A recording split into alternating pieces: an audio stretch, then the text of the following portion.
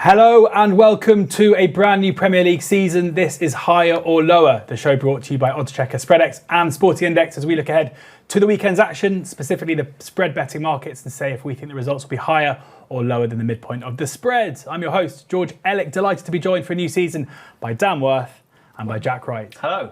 This is it. It is, we are back. We were here, we did a couple of shows previewing the Premier League from a outright perspective, yes. a player goals perspective, yes. and now it is upon us. Loads of brilliant markets with SpreadX. If you haven't watched those and the season hasn't started yet, check them out. We've also got things like total assists over the season, FPL points, so you can go do the spread there on how many FPL points a player gets. Loads of really fun stuff to keep you entertained throughout the campaign. Jack, how are you feeling ahead of it all getting underway on Friday night? As always, very excited this part of the season, or just on the eve of the season. It is a bit like Christmas Eve, isn't it? It's so exciting. Everything's about to get underway. Players coming in, still action, obviously, in the transfer market. And looking forward to getting stuck back in. Dan? Yeah, excited too. I mean, obviously, the three of us have EFL teams. So we're probably really excited for the Premier League to come back because so far that's not been amazing. This will be a nice distraction. Yeah, what is it so far between us? 1 point out of 4 games? Well, we've got none, yeah. Oh, we've got none. You got none. So 0 points. 0 so far. For some reason I thought you drew your first game. I forgot. No, I wish. Yeah. That's impossible to be lower than 0. Lower than 1 point. Yes, correct. Right, well, let's get into the action. And we're going to start with an EFL game. Live. This one's live on ITV on 12:30 on Saturday. So even if you don't have Sky, make sure you watch this. It is Wrexham. They are hosting West Brom. Wrexham, after a crazy start to life in the Championship, 1-0 up against Southampton, conceded twice in injury time to lose the game 2-1, and then against Hull in the EFL Cup, 3-1 down at home. Going into injury time, they scored twice and they win on penalties. So, Hollywood stuff, shall we say, for Wrexham thus far. West Brom enjoying a win on their first game under Ryan Mason. The market here with SpreadX is the supremacy market, so the amount of goals by which the favourite will beat the underdog. Wrexham just about the favourites here. 0.1 is the midpoint, so lower here is a draw or a West Brom win. Higher is a Wrexham win. 3, 2, 1. I kind of knew this was going to happen. I didn't. I thought you two might side with Wrexham. That's not what you said to me off camera before. You said, I'm hoping you're going to lay into Wrexham. No, I mean, I'm happy to lay into Wrexham. You're just an engagement farmer, aren't you? No. You just want the clicks. Yeah. I'll go first then. Go for it. As an EFL man. Wrexham, what we should say here is that I think Wrexham have been pretty impressive in their first 2 games since returning to the Championship, albeit one of them was in the Cup. I thought at 0-0, they were the better team than Southampton, 100%, and were completely deserving of going ahead. And were actually very unlucky that Ronnie Edwards wasn't sent off to make it 11v10, in which case I think they probably would have gone on and won the game. They also missed big chances. Yeah, of course, Saints had chances too, but Wrexham had big chances at 1-0 to make the game safe. Probably the best going to Ryan Hardy after he came off the bench. So, I'm not going to sit here and do what you want me to do and say that Wrexham are terrible. But a couple of things. Firstly, Kiefer Moore is out, and he was a massive reason why they were so good, I thought, in that first 20 minutes or half an hour. He's picked up an injury and came off, and we'll see what happens with that one. Secondly, it's just with all of these things, it wouldn't surprise me at all if Wrexham do win this. Their home form under Phil Parkinson has been so strong. But West Brom or draw is obviously massive odds against here. And Baggies, I need to see it before I believe it with them and Ryan Mason. With rookie managers, you never really know what you're going to get. I think opening day was a relatively easy assignment for them. Rumoured to be signing Christian Bielik, which I think would be a really good signing, but I'm not entirely sure what to make of them so far.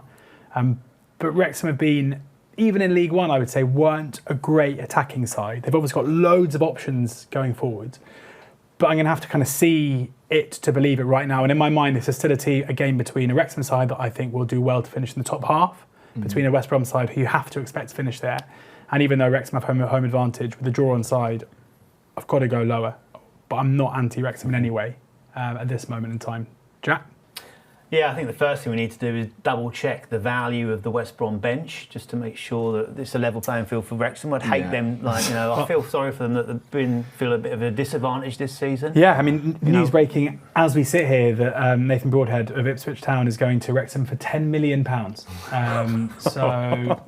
Yeah.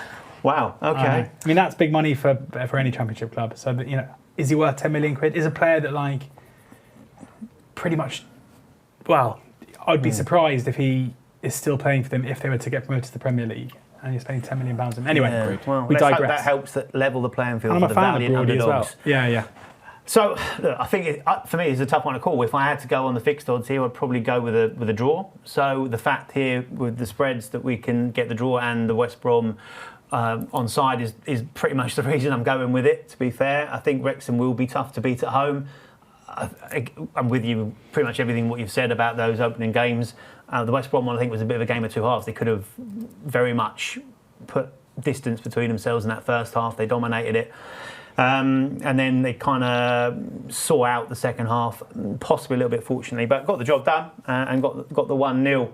The interesting stat for me, it'll be interesting to see how it does go with Ryan Mason, but I looked at his kind of defensive processes. They only allow both, in those first two games, one shot on target in both games. So on the face value, albeit who they're playing against there, Blackburn and Derby, you'd say that they've been able to limit chances. So if they can do that consistently well, then obviously they're going to have a very good chance. They weren't great on the road last season. They'll need to improve that if they're going to be competitive this time round.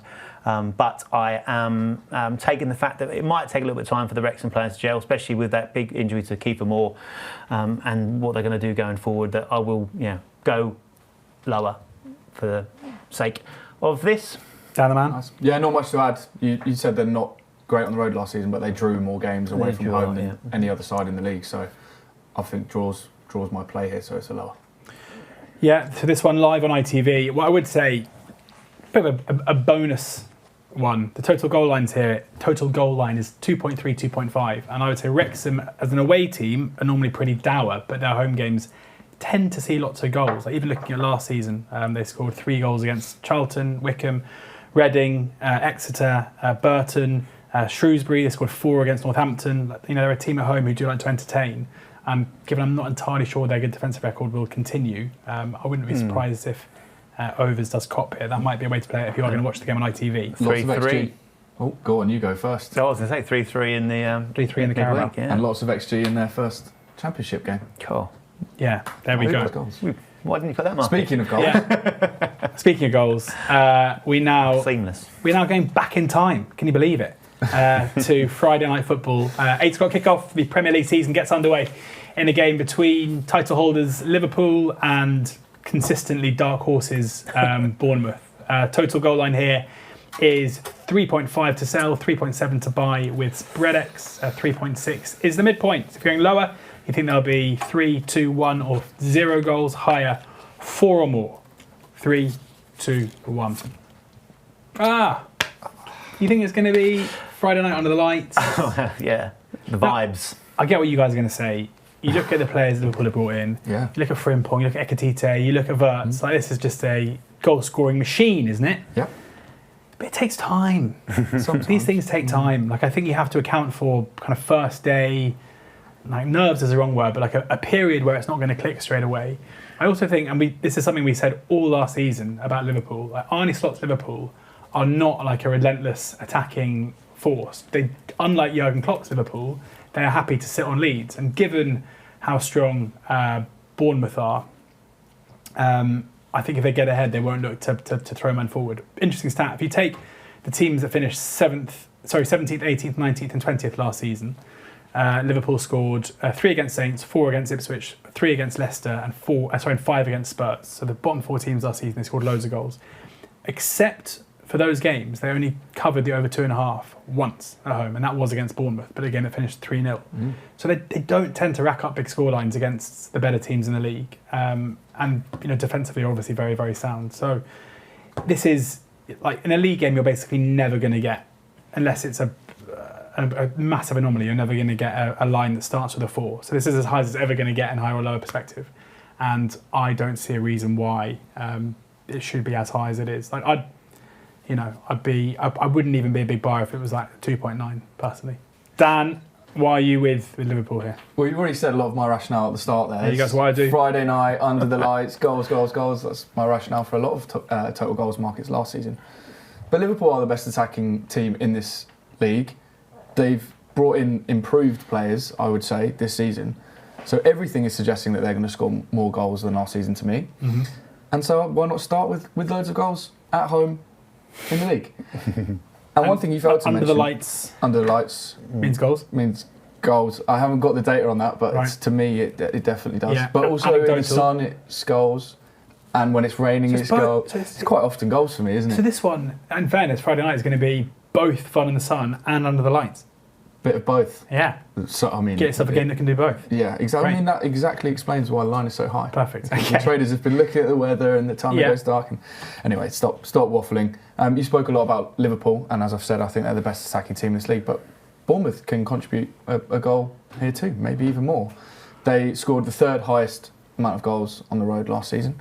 So if they can get on the score sheet here, that 3.6, well, 4 goals is looking a little bit more reachable. So higher. Right, Jack, can you give us some reasoned analysis, please, as to why? It's hard to follow. So this is why I love spread betting.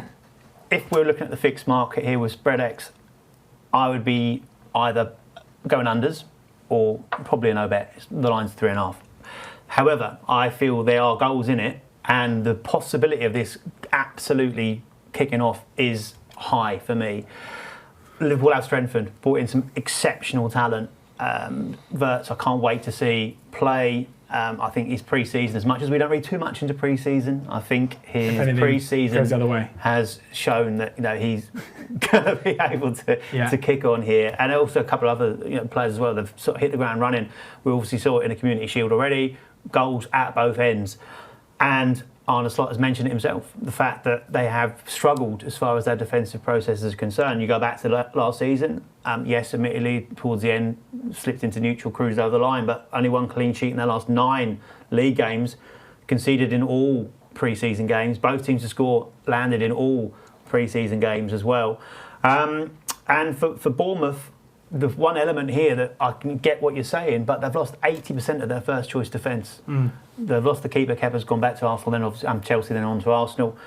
It's mad, like where they've sold players to, haven't they? Liverpool, PSG, and Real Madrid. It's quite incredible, really, to be fair. But they've kept the front line. It was possibly looking more likely they were going to lose their front line, so they've got that threat going forward. And with a little bit of transition in the Liverpool defence, I think they can exploit that. They did score in 14 of their last 15 away games. And both teams to score has landed 9 of the last 10 away games for Bournemouth. So I think both sides will come to the party here, and I think there will be a brilliant atmosphere for obvious reasons at Anfield on Friday night, and therefore I'm thinking plenty of goals. It's almost like they're really good at signing defenders. So maybe we think that the 35 million they've spent, or 30 million they've spent on Diakate from Lille, Petrovic, of course, from Chelsea, Truffert saw him last season, Rennes. jury's out. Yeah, so nice. Yeah, well, it takes time to gel, of course, so that'll find out on Friday night. Okay, on to our second Premier League fixture of the show. Aston Villa hosting Newcastle. This was the opening game, I think, at Newcastle 2 seasons ago. It was. And Newcastle absolutely ran riot They did. in that one. We're looking at total goal minutes here, so the total cumulative minutes in which goals are scored within the game. 155 to sell, 165 to buy. So 160 is the midpoint, not the 150 that someone wrote on the email. So 160, like, kind of middling line, say? Yeah, high to middle. Villa Newcastle, higher or lower? 3, 2, 1. Yeah, I know. Wow. What's happened to you? New season, new you. I don't actually know. I don't have the time written down here, but I'm guessing it's not under the lights. Okay. It's 12:30, so... It's in the sun. Yeah, it's the sunny lunchtime. Clashing with the ITV game. This was a tough decision to make. It was borderline. If I knew it was 160, I probably would have... no. Look, I'm strong on Villa this season. I like Unai Emery. He's been very consistent since he's been at Villa. They've been extraordinarily strong at home. And I know this is a goal minutes line, but I'm focusing on the fact that Villa are going to provide more of that. I fancy them to win this. I think they're a real strong contender to put a show on. They won this 4-1 last season, 231 minutes across those goals as well. I wouldn't be surprised to see a similar outcome because, of course, Newcastle, as has been well documented, probably had the worst summer of any side anywhere. Failed to land their targets. The Isak situation obviously has gone on. But as far as Villa are concerned, they've kept their main men, and also, cliche time, a bit like a brand new signing, a player that's very, very close to my heart, Emi Buendia, I thought has had a very good pre-season. It's great to see. But having known what he's like when he links with a striker, it's a prolific partnership, and I think he has got the makings of that with Ollie Watkins, and Watkins has been on fire in pre-season as well. back established as that kind of first choice. I think there are goals in it, and I do think Villa are a little bit questionable at the back, and I think Newcastle can get on the score sheet. So I think both teams again come to the party in this one. It's a high line, but I'd rather be on my side of it than your two. Yeah, fair enough. I kind of look into this as just being Newcastle in a state of disarray, really, given the way that their window's gone. Obviously Callum Wilson has gone and Alexander Isak is seemingly on strike, so that leaves big Bill Osula, who I do like as a player, but he's not Alexander Isak, and he, in terms of their attacking threat, that's going to impact them massively in terms of what they're able to do. And it wouldn't surprise me if Eddie Howe looks at this game as being one where let's just try and, obviously they're not going to sit in, but I think they'll take a point and run if you offer it to them now. It's a relatively high line at 150. My hunch always with total goal minutes is to sell unless there's a good reason not to. I think it's a seller's market. And with Newcastle probably themselves, I think if you think that their total goal minutes line is probably going to be too high because their attacking threat has been impacted, then that's going to affect the whole thing. So mainly just because I think Newcastle might struggle here. I could see Villa winning this 1-2-0 relatively comfortably. Dan? It scares me a bit when I agree with you so much, but I agree with you so much. Happy? Who are they going to play up front? You said Asula. I thought they might go for Gordon up top, but I think he might even have a knock himself. Yeah, he has been playing up top, but he has got a knock. You're right in both counts. So many question marks around Newcastle and what their attacking output will be that I'm suggesting they probably don't come to the party here, and I think this is a, like you, 1 or 2-0 win for Villa, so probably lower. Bucking the trend of history then. Yeah. It happens sometimes. Interesting. Wolves hosting Manchester City next up, and this is Erling Haaland, favourite to, of course, win the Premier League Golden Boot. His personal player goal minutes, so the total cumulative minutes in which Erling Haaland scores within this game. 37.5 the midpoint with spread X, 36 to sell, 39 to buy. Erling Haaland on opening day. Didn't have a great personal season last season, but still scored a lot of goals. He did. So, 3, 2, 1. Yeah, I thought I'd be on my own here as well. Yeah. What's going on? I had to go with it. How do I see this game going? You've bought goals in Liverpool, Bournemouth. You've bought goal minutes in Villa, Newcastle. You're buying Haaland minutes. I'm giddy. Yeah, simple as that. I told you I was excited for the new season, and here is proof in the pudding. I knew it was a high line, and I knew I'd probably be on my own, as I said. But I really fear for Wolves. I think they're obviously sold Cunha, sold Ait-Nouri. Ended the season in a bit of a slump as well. So I've got a feeling that Man City will want to put a statement out to say that they're back. And with the attack that they have got, I think they can put a few past Wolves here. To be fair, Wolves, traditionally, the record in August has been well documented, but don't necessarily buy too much into that. But the record against Manchester City is woeful. They concede plenty of goals against them as well. So there's been at least 3 goals in the last 9 meetings, and when there's goals and Man City are involved, you've got to say that Haaland's got to get involved there as well. He does have a brilliant record against Wolves. I'm sure that's going to be counted back at me in a little while. 2 hat-tricks and 8 goals in 5 appearances against Wolves. He can't keep scoring hat-tricks, can he? Well, he can. He's proved that, and he could well do again. So we'll have to wait and see. But yeah, I fancy City to score a few here, and therefore their main man, who is generally a decent starter of a season when he's at his freshest. I think he can make hay against this ropey Wolves side. Dan? I mean, I think you already know what I'm going to come back and say to you. He does have a good record against Wolves, but where were most of those goals scored? Only one of them away from home. Yeah, that's unsustainable. That'll carry. Yeah, it's unsustainable. He blanked in the last 2 against Wolves. I mean, to be fair, actually, that's harsh because he was on the bench for one of them. He blanked in his didn't play. He didn't play. I didn't score in that game either. Yeah, I didn't hard actually scoring play. Yeah, it is pretty tough. Yeah. But he blanked on his last game against Wolves. Yeah. And as I said, his record at Molineux is not great, and it's just really high. So lower. I think he might come off at some point as well, with Marmoush in the squad now. And I think with City probably likely to relatively likely to have the game wrapped up with 20 or so minutes to go. Like 37.5. If you factor him in for, say, 80 minutes, and he's, you've basically got half the game in which he's playing where he can score and you still are ahead here.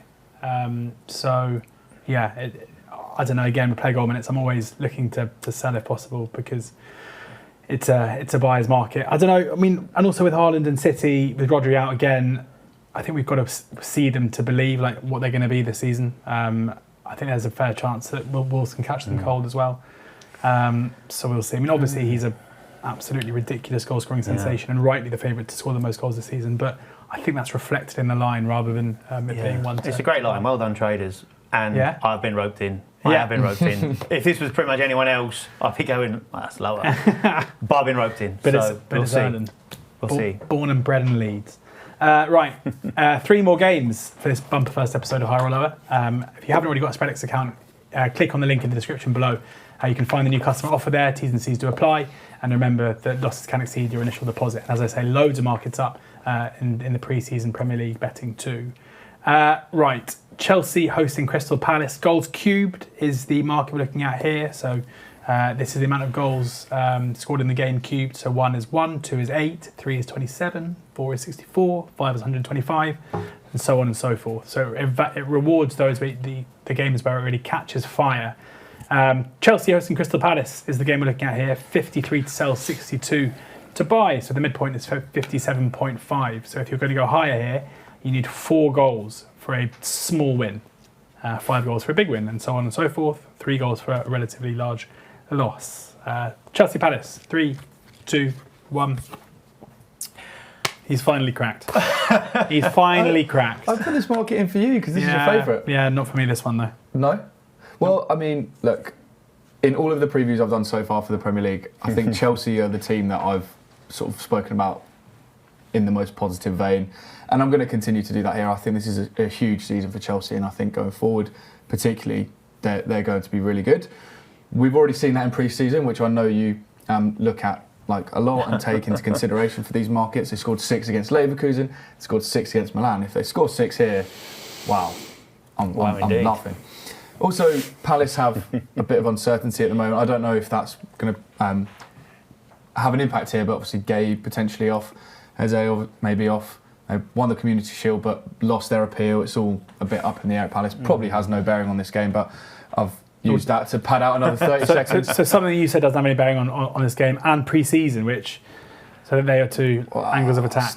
Steady. But, come on, Chelsea have improved their squad with bringing Delap and João Pedro. They're going to be better going forward. I know you're a massive Nicholas Jackson fan, but they will be better going forward with João Pedro in the side. We'll see. And I think I'm a big João Pedro fan as well, to be fair.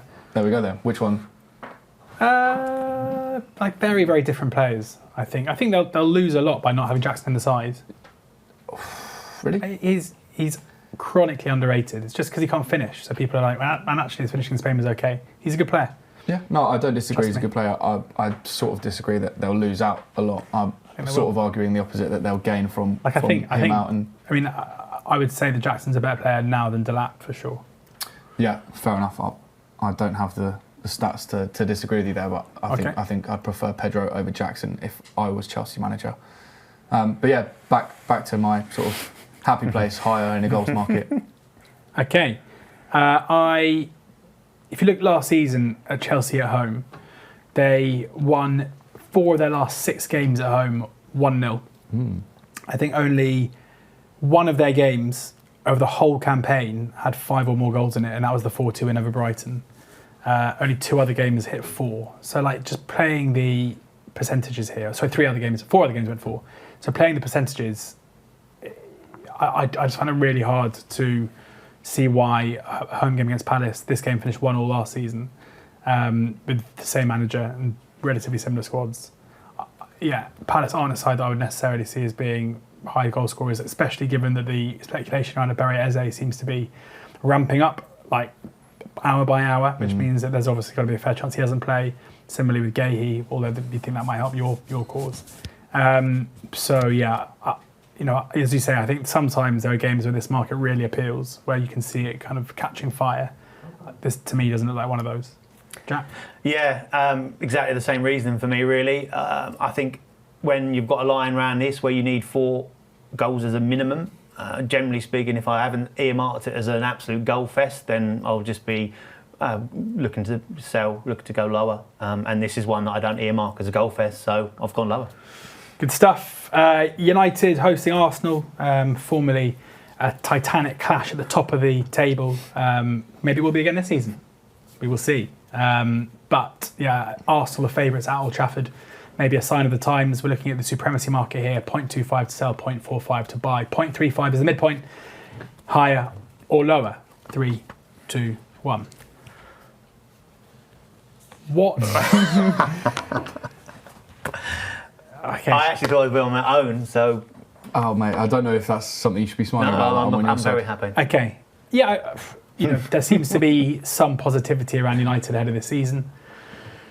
I can't really work out why. I think Sesko is clearly an exciting signing, a guy that can run really fast and kick the ball really hard. But I think it's relatively telling. Hold on. I think it's relatively telling that Spreadex have you seen what his goal line is to Spreadex? No.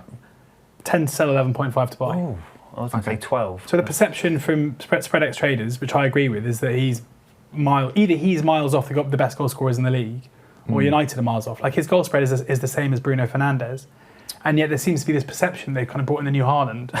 and I again, I have to see it to believe it. Maybe they have, but I'm not massively upgrading United off the back of that.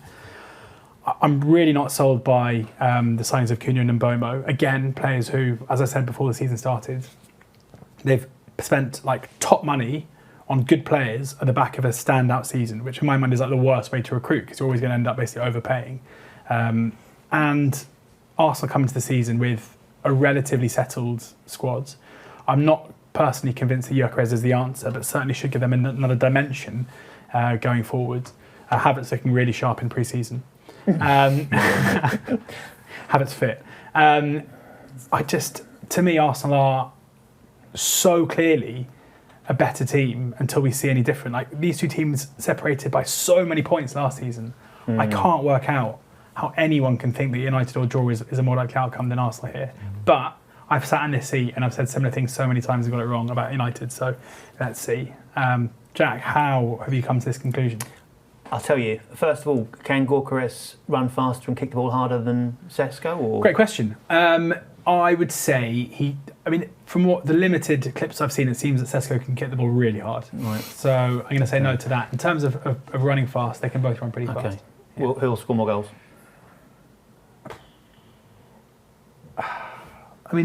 Gyökeres probably, but I wouldn't be surprised either way. I think both of them have proper flop potential. But I'd also say that both of them probably have the potential to score loads. I think the variance between both players, between 2 and 25, it wouldn't surprise me to go either way. Okay. Yeah. Obviously I know more about Gyökeres, and I'm relatively unconvinced he's the answer. Yeah, interesting stuff.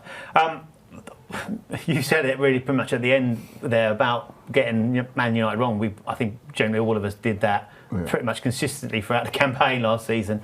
For me, the reason I've gone with it this time round is because, one, there is a bit of belief there because of these signings. We said exactly the same thing pre-season. I'm with you. I'm not sure they're the right answers. I'm not sure a lot of the process that they've gone through here. A defeat here, that would be very, very damaging to what they expect to be a much better and more positive campaign. And generally speaking, last season, looking at it, Manchester United, despite having a woeful campaign, did tend to find something when they were at home to the better opposition.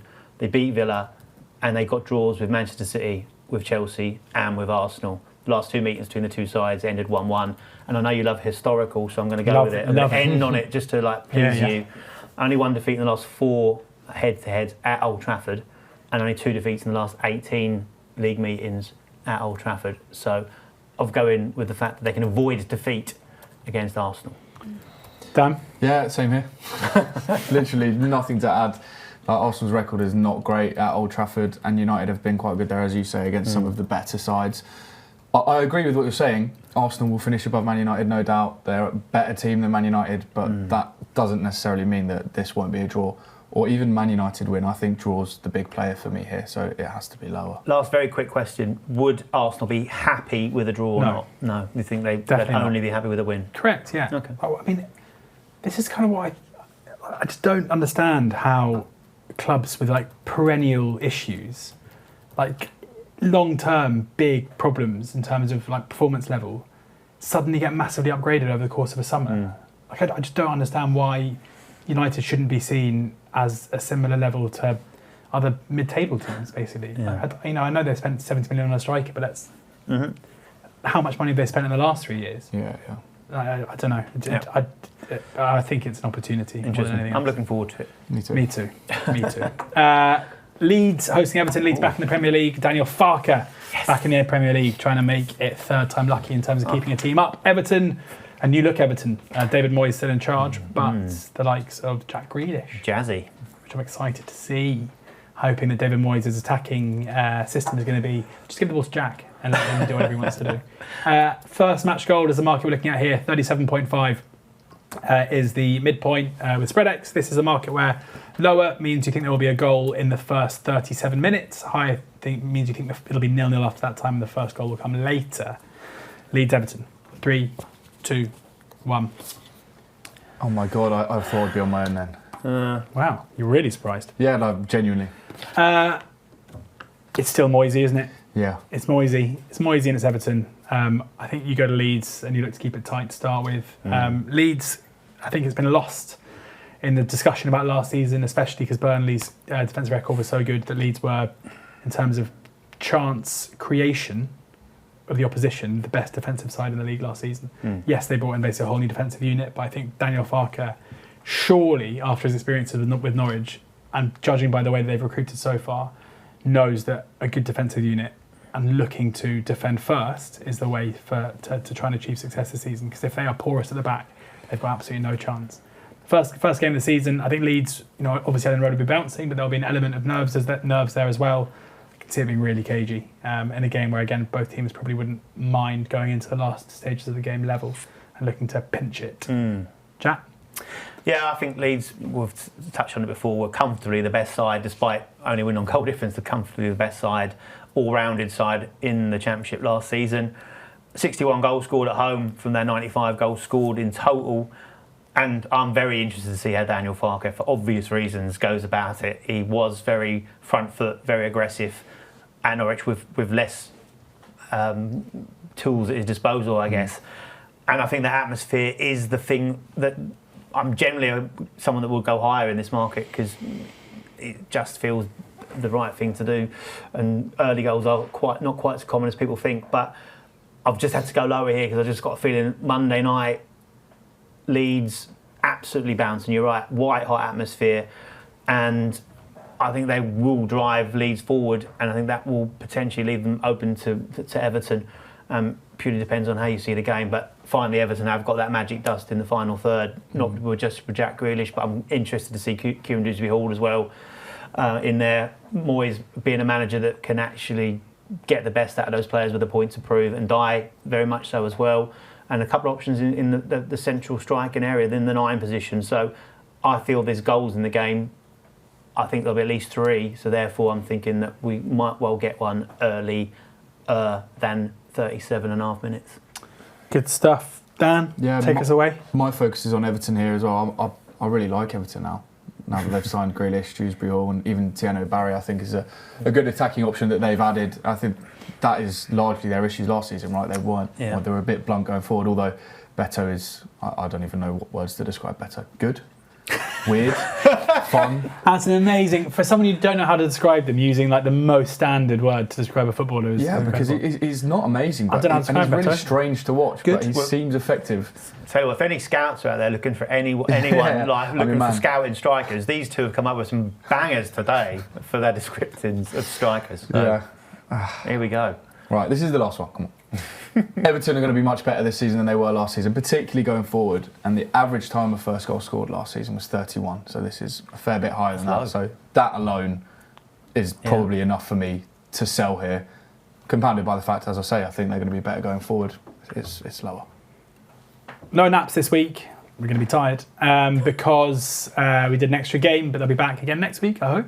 Yeah, let's do it. Yeah, good. Thank you for taking the time to watch Higher or Lower. Excited to have the new Premier League season upon us. We'll be back every single week previewing the weekend's action. If you haven't already got a SpreadX or a Sporting Index account, make sure you sign up for one. You can click on the link in the show description. There is a new sign-up offer there, as I mentioned, T's and C's to apply. And do remember that losses can exceed your initial deposits, and make sure you do read up on spread betting before you do sign up for your account there. Oddschecker have you covered for all your fixed odds betting needs, and whoscored.com have the stats to inform your betting. Thank you to Jack. Thank you. Thank you to Dan. Thank you. We'll see you next week. Enjoy the football in the meantime, and please ensure that you're gambling responsibly.